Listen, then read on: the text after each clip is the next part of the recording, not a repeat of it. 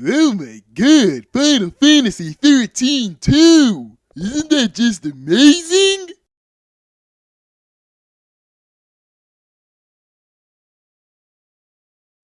Hey guys, what's going on? NGS here, and it is time once again for another video. So for all of the Japanese RPG gamers out there, most of you, if not all of you, know what went down today, well technically yesterday if you factor in the whole time difference between here and Japan, was the huge Square Enix event that everyone's been talking about for the longest time, where we essentially got to see a lot of new games, trailers, and all that jizzity jazz about Square Enix. And, you know, leading up to that day, that was a pretty big moment for Square Enix, because over the past couple of years, Square Enix has just been announcing all of these games right off the bat. It's like boom, boom, boom, boom, boom, spin-offs, the series, remakes, prequels, what have you. And honestly, I think a lot of fans, myself included, have really became skeptical on that whole fact. I mean, because they're announcing all these games. Well, I mean, we didn't even have a concrete release date, and we've been waiting for this game for damn near 3 years versus. And, you know, where are the cards? Where are they going to show up? Are they even going to give us any more information about this game that is supposedly coming out? And at this Square Enix event, they pretty much settled all the things that we wanted to hear about for the most part. And I felt like talking about it. And one of the biggest out of the entire event was, if you couldn't tell by the intro and the title of this video, is yes, Final Fantasy 13 is getting a sequel.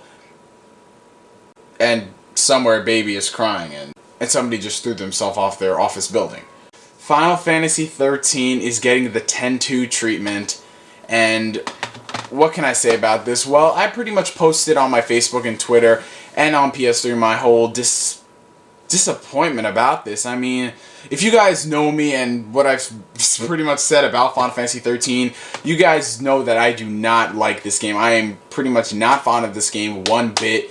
The only highlight point about this game was that the story was interesting and the graphics were great. Well, hey, a lot of games have great stories nowadays and a lot of games have great graphics, you know? And I was just looking forward to this game so much, and honestly, for the wait that we had to deal with for like, what was it, three to 4 years, honestly, it just did not live up to the expectations. I mean, what Square Enix did to this game is pretty much just something you can cry at. I mean, what the hell happened? I mean, it was progressing nicely, we knew it was going well, and they just made it more linear than ever. They just really destroyed what made a Final Fantasy game good, you know, all the other elements from the older Final Fantasy games. Actually, once they came to 10 is when it really became linear and stuff, but at least 10 was decent. I'm not going to say it was the best, it was decent.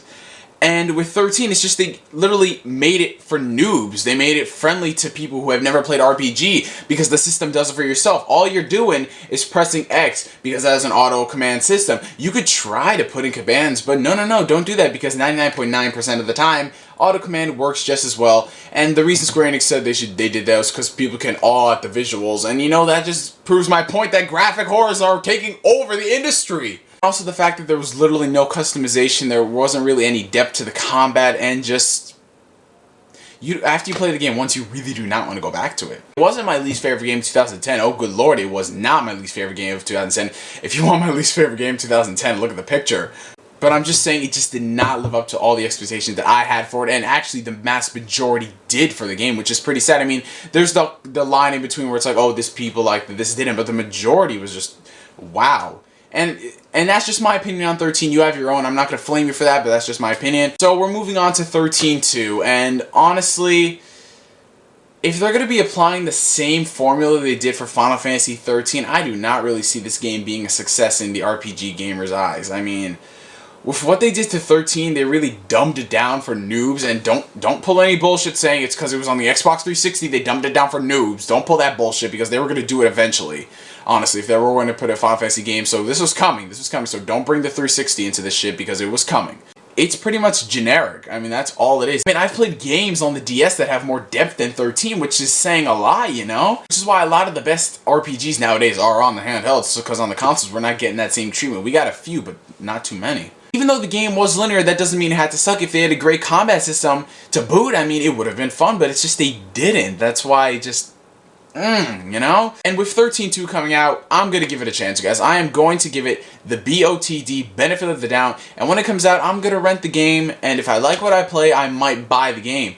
But if I had to buy the game for 60 bucks, this is the stuff that I would at least want to be included in the game. Now, story given is probably going to be good, because Square Enix, for the most part, is good at crafting stories, and 13 was actually interesting. I want a game that is less linear. Yes, people are going to bring up, oh, Xbox 360, no, they can't do worlds like that. But there's a difference between being linear and being linear as fuck. I mean, honestly, if FF13, it was just point A to point B. There's no literally divulging. It's just essentially a straight line. If you're not going to do any more, like, grid explorations where you go to separate worlds, then why can't you just, you know, make the worlds more expansive, make it more vast, put in more towns if you're going to be on a set area plane? I mean, that shouldn't be too hard to do. And as far as the combat system, get rid of the auto command system. I mean, everyone who played 13 thought that thing to be annoying because it does everything for you. Add more depth to that, you know, make people use these, because aren't RPGs and strategy games using this and not this? Well, technically, but you know what I mean. You know what I mean. In my honest opinion, if they're going to apply the same formula in Final Fantasy 13-2 and not do anything to improve it, then game's going to fail to me. So I want to thank you guys for watching this video. I'm NGS signing out. I'll catch you guys later.